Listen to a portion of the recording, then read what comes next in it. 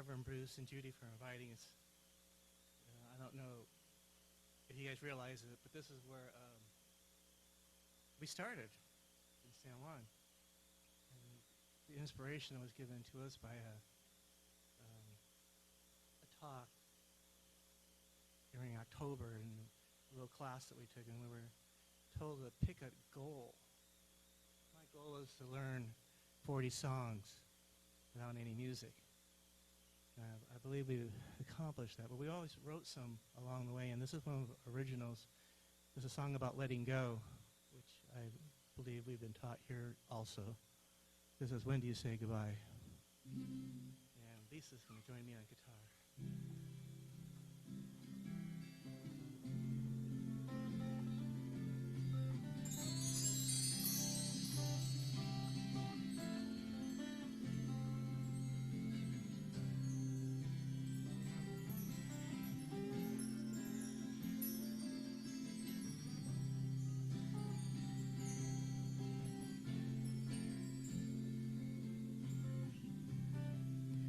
When do we say goodbye?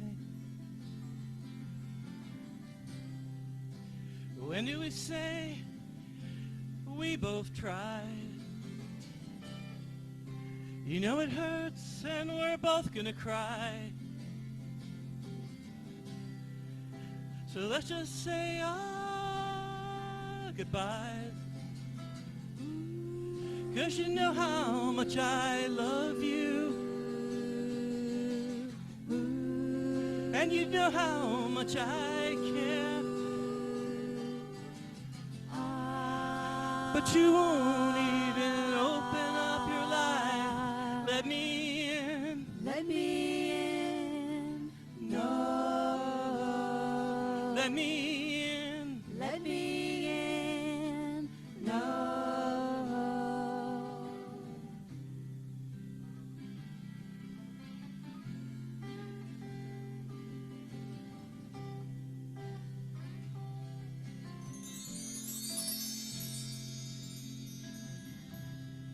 You're always wondering who's gonna win now. But you know that we're both gonna lose. Both gonna lose. So let's just get on with our own lives. Stop singing those blues. 'Cause you know how much I love you. And you know how much I care. But you won't even open up your life. Let me in. Let me in. No. Let me in. Let me in. No.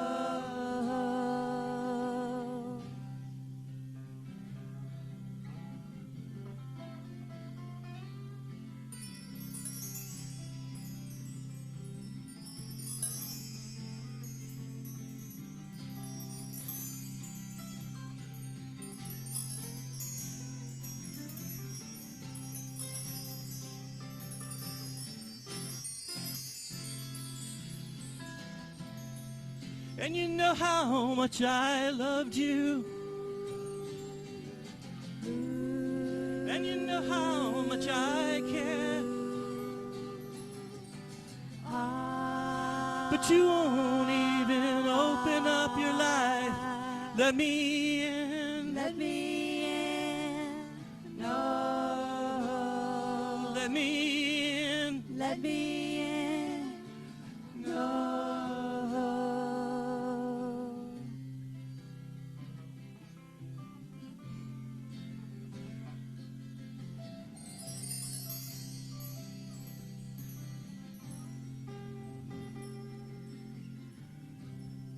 All the old songs, they take forever. They just go on and on. Just go on and on. Well, it's time for us to get it together.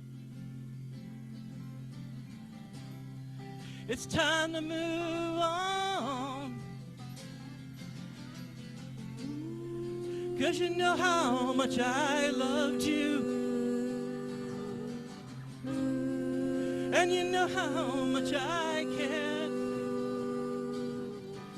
But you won't even open up your life. Let me in. Let me in. No. Let me in. Let me in.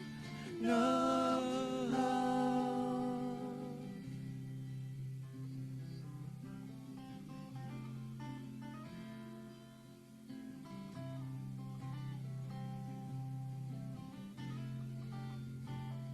Time to say goodbye.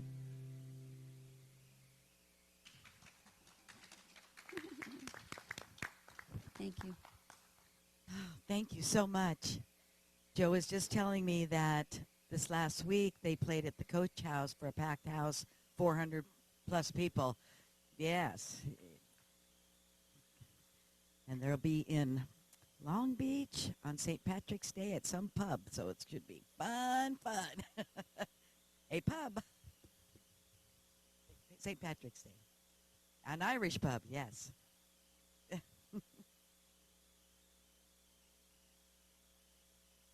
So I love how everything just works together and it's all synchronized. Joe was up here and he said he had an intention. I believe it was an adventure in faith years ago. Okay, we used to have a venture of faith and we'd have an intention. We'd have 4 weeks to work on it with everyone. And I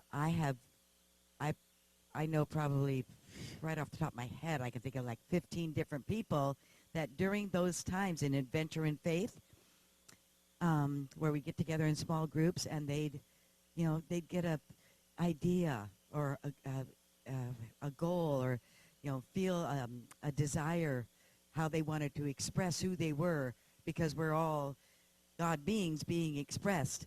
And I loved hearing that because that's exactly what I had a little reading to do about, was it's done unto you as you believe. Do you believe that? It's done unto you as you believe. When I had my back surgery 4.5 years ago, I heard all, people were trying to tell me all the back surgeries. It didn't work, and I wouldn't listen to it because I knew if I was going to go in and do that, it was going to work and I was going to be healed and out of pain. And it's exactly what I believed, 100%. I knew it was going to happen, and I had all our practitioners praying for that and knowing the truth, and that's exactly what it was, because I believed that. I believed that. So this is out of the Living the Science of Mind by Ernest Holmes.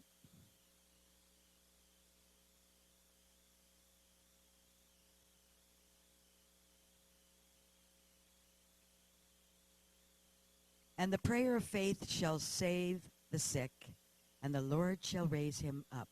James 5:15. What then is a prayer of faith? Jesus clearly taught that spiritual power works through man at the level of his belief. He ascribed the mighty power to belief and to faith, and we find that throughout the ages, faith has been honored. Most certainly, some people's prayers have been answered, but not all prayers have been answered in the way in which they wish them to be answered. That's called outlining. That's what we call outlining. This or something better, this or something more. It seems pretty tough to know, but until we understand what Jesus meant when he said, "Go thy way, and as thou hast believed, so it be done unto thee." What is your belief? What is your, and I've heard this, and I don't know who said this, but belief is weak next to knowing. What is the knowing that is within you? What do you know to be the truth? The truth is, we are limitless potential. We have everything we need right here. Ernest Holmes says there's a power in the universe available to all of us if we so choose to use it. If we so choose to use it. Next week I'm talking about the kingdoms of consciousness on Wednesday night. So, and that's everything's done to me. We've all been there. You have no control over anything. Everything's happening to you. And then the next kingdom, everything's going through me.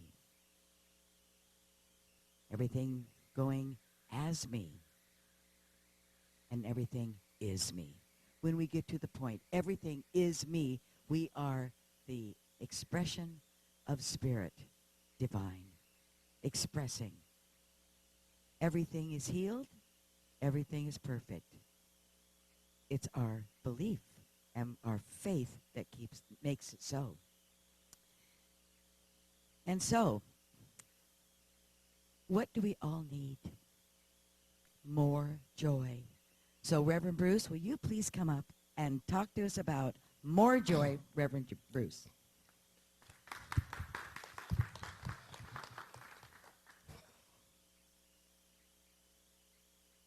I brought some references in case I need them, but I was talking to someone recently, and it might have been Reverend Arpad, I'm not sure, but we were talking about the concept of there really is only one talk.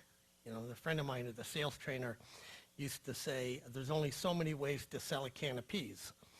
And so, you know, we've heard various versions of it here tonight already in the music from Joe and Lori and Lisa, right?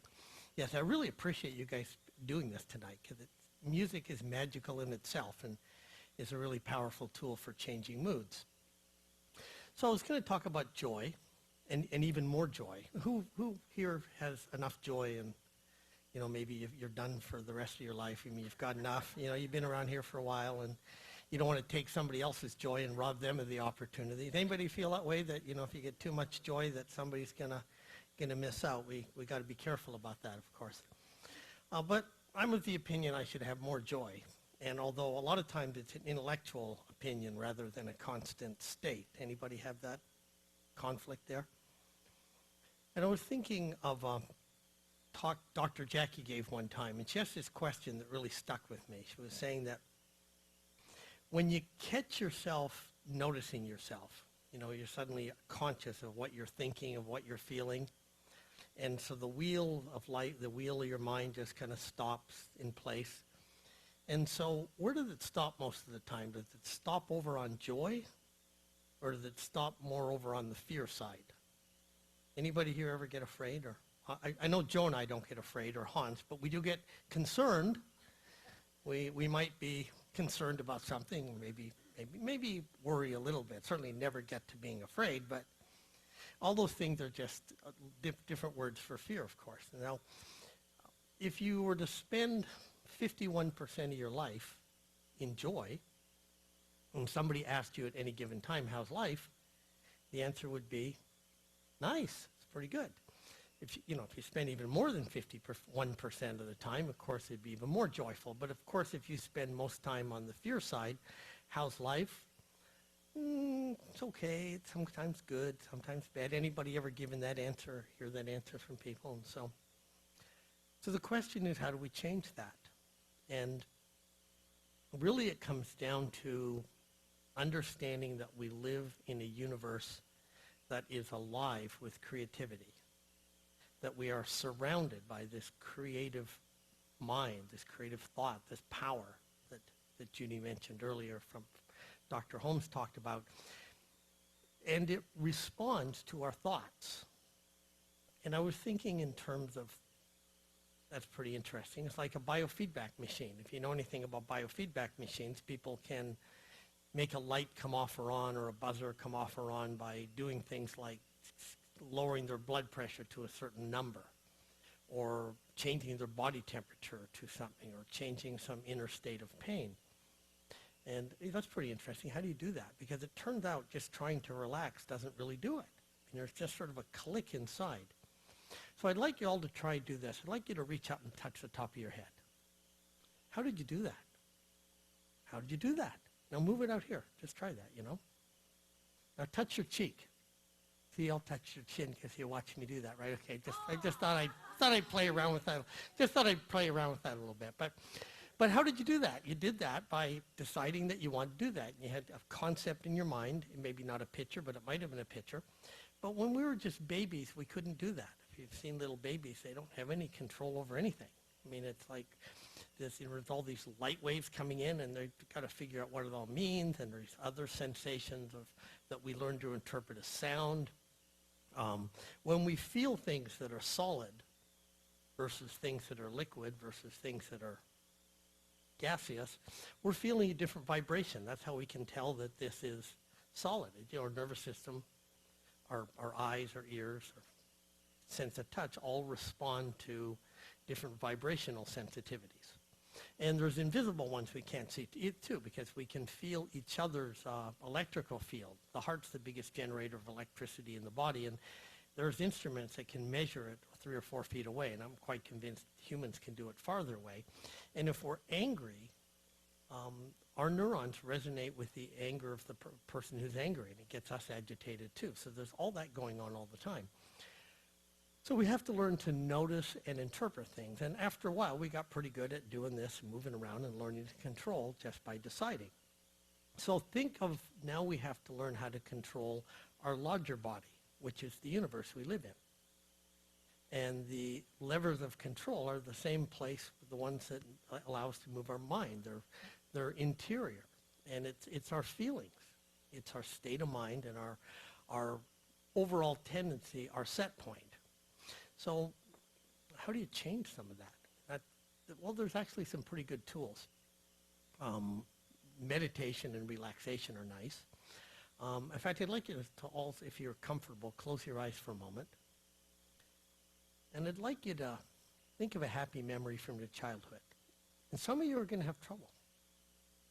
And it turns out that many people, maybe most people, have actually more unhappy memories from their childhood than happy memories. And it's not because more bad things happened necessarily. I mean, for some people it did, but for most people it's just that the brain has a negative bias and wants to remember bad things so we can avoid them again. So a lot of times looking back at our childhood, we will forget happy memories. And maybe some of you are having that trouble. So I'll tell you a story that happened to me one time. I was in an exercise where they wanted us to remember a happy memory from my childhood, and I was scanning back there and wasn't finding a lot of happy memories, and was even felt conscious that I hadn't really remembered feeling really happy or joyful in my life till I was in college. And then I remembered when I was a kid and getting a toboggan. But for those of you who've never been in the snow, it's this wooden thing and you ride it down. And to ride it, you have to walk up a hill. And walking up the hill in the snow isn't really all that much fun, but it's the only way to get the ride. Which brings me to another point. I think God must really love comebacks. So that's, the rush of a comeback is like the rush of going on a toboggan. So I think that's the reason we put ourselves in difficult situations. It's because, anthropomorphically, I'm describing it, but God lives through us. It's perceiving through us. It's experiencing physical life through us. So lots of opportunities for comeback. So if you're in a great position for a comeback, just think how great this rush is going to be. Anyways, I was thinking of that, and the person who was talking the exercise said something that made me remember, yes, I do have happy memories, and I found a happy memory, and it made me feel connected with the other people who didn't seem to have difficulties finding happy memories. And so I got one of those. Good. So whenever anybody would talk about happy memories, I had one I could go to immediately. So I suspect that you folks can find a happy memory somewhere that you can go to, and just take for granted there were other ones. So that's one thing. The other thing is learning to take control of our emotional states whenever we need to. Anybody ever find themselves in a disgruntled mood or a funky mood or an unhappy mood and no real apparent reason? I mean, Well, our culture tends to encourage hyper-adrenalized states. And we're living in a political time right now. It doesn't really matter which side of the fence you're on or where you find yourself in the spectrum.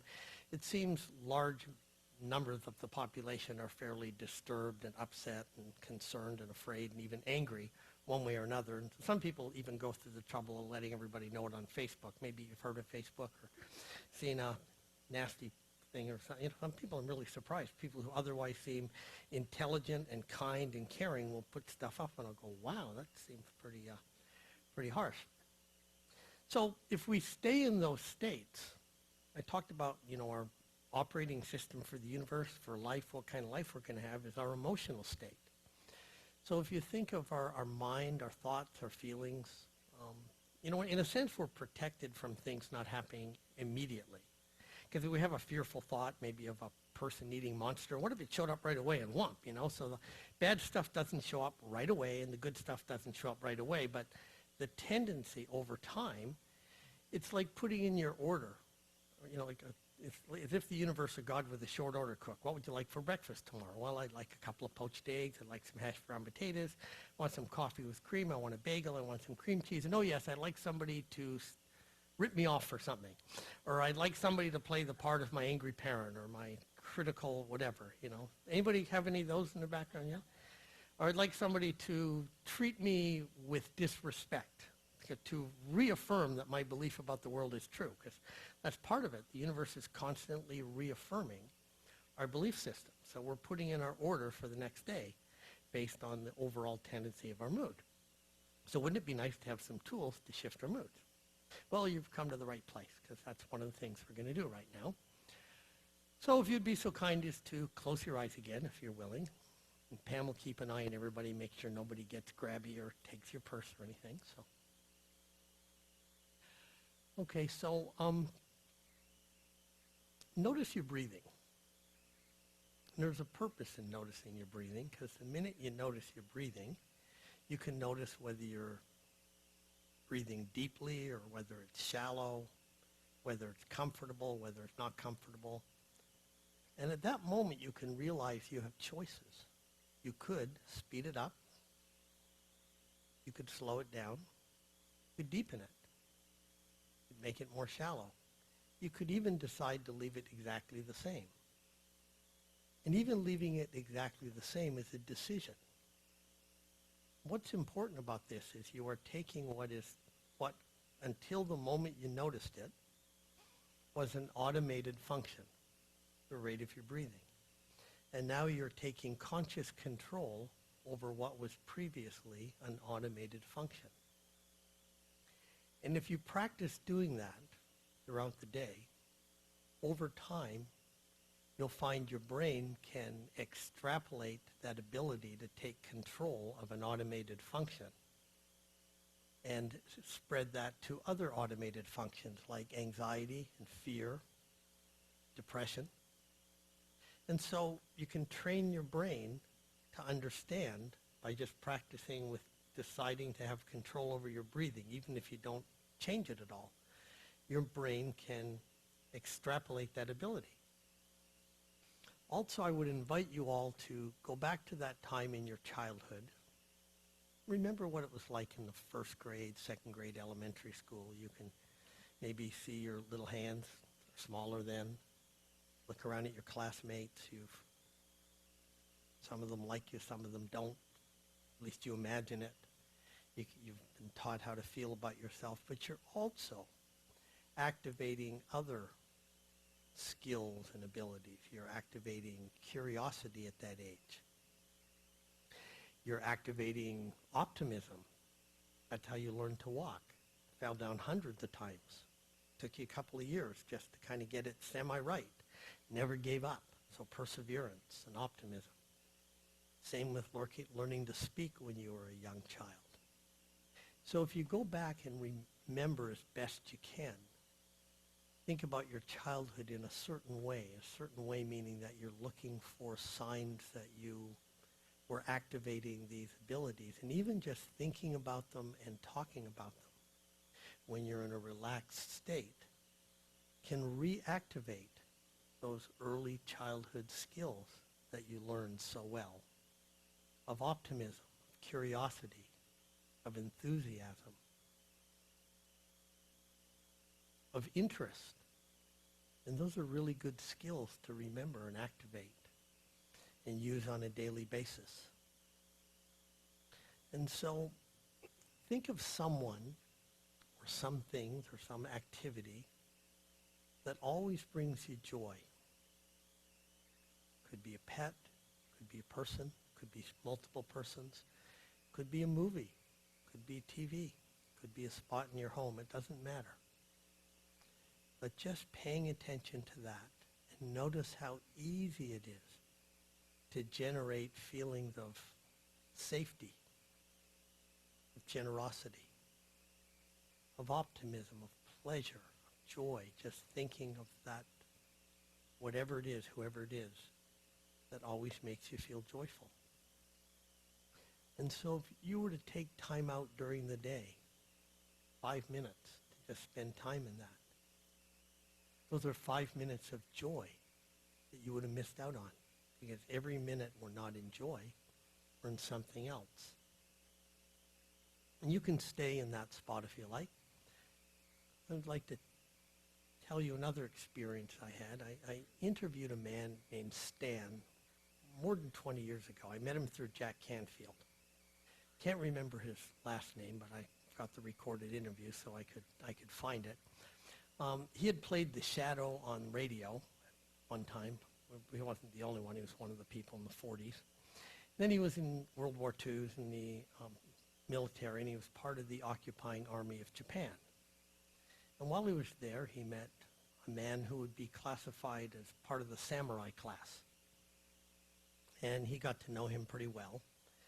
And one of the things I asked this guy was, by the way, he was one of only 10 people in the world who had received a gold medal from the Mahatma Gandhi Foundation. And I asked these different people I was interviewing what they're most proud of in their life. And what he was most proud of was he had transformed himself from a man of war to a man of peace. So that's his background. And this is what he shared with me that is so amazing. He used to take Americans into the Soviet Union and meet with the Soviet people and hold seminars. And he did this thing, I think he did it in China, but he also did it all around the United States and probably Canada, maybe any place in the world they spoke English. He also became a psychologist too, lived in San Francisco. And he would ask people the same questions wherever he went. And one of the questions he asked was, how do you feel when you're in love? Anybody want to say, how do you feel when you're in love? Anybody got any words? Joyful, yes, joyful. Also, people would say things like, life became brighter, color seemed more alive, everything seemed more alive. They were connected. Does that make sense to everybody? So here was his follow-up question. Then why do you ever take yourself out of love? And so implied in that question is that it's a choice of how we want to feel. And love is a choice. And some of the things I've talked about tonight are ways you can get yourself more into that state of love. You can think about someone you love. And because every minute we're in anger is a minute of our life that we could have been in joy. I don't know whether 20 million or 30 million minutes is a long life or a short life, but let's say 30 million minutes. Well, you know, if we spent 15,000,001 of those minutes in joy, that would make for a better life. And every one of these moments that we're in that we don't consciously pay attention to the opportunity to be in joy is a loss. Because the only thing we can't replace in this life, this physical life, is time.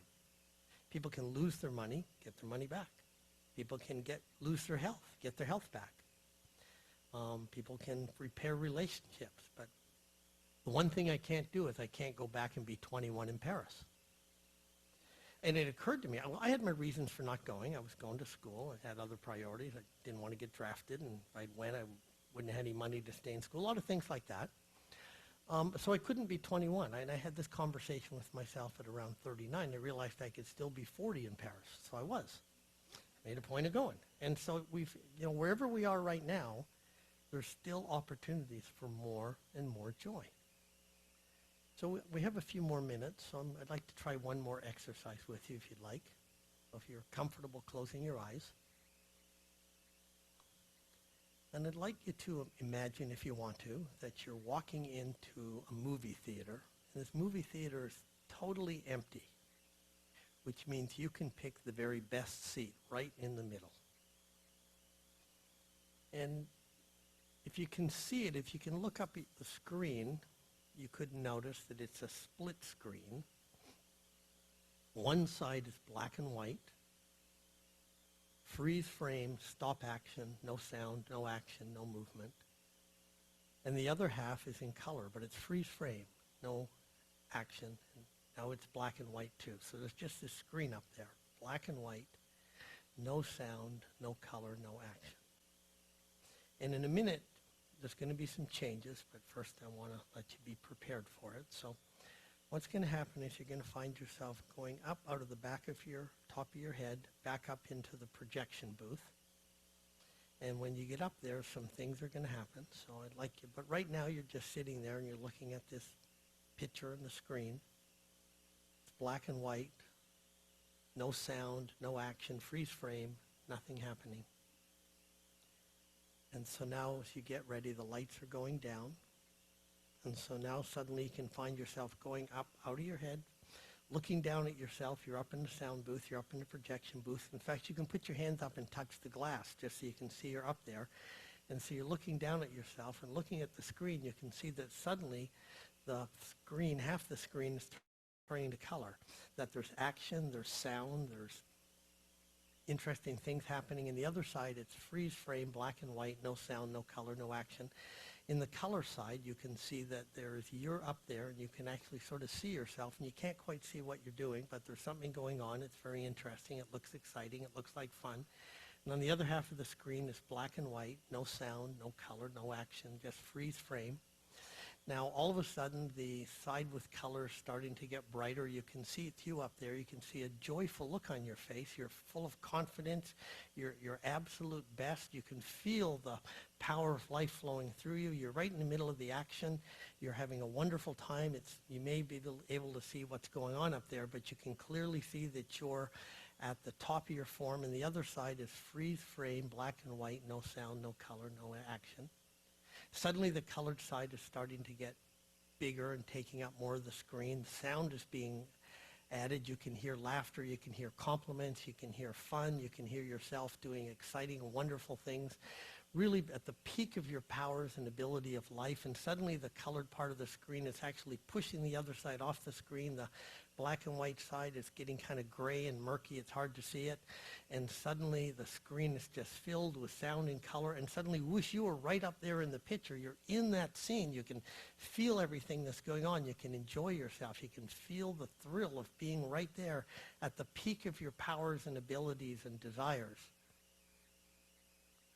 Okay, now the screen is going blank. The lights are coming on, and you can get up now, and if you're walking out of the theater, you find the exit. And as you get outside, say out loud, what time is it outside? Perfect for all of you. So now you can come back into the room and take that experience with you. So, more joy. Namaste.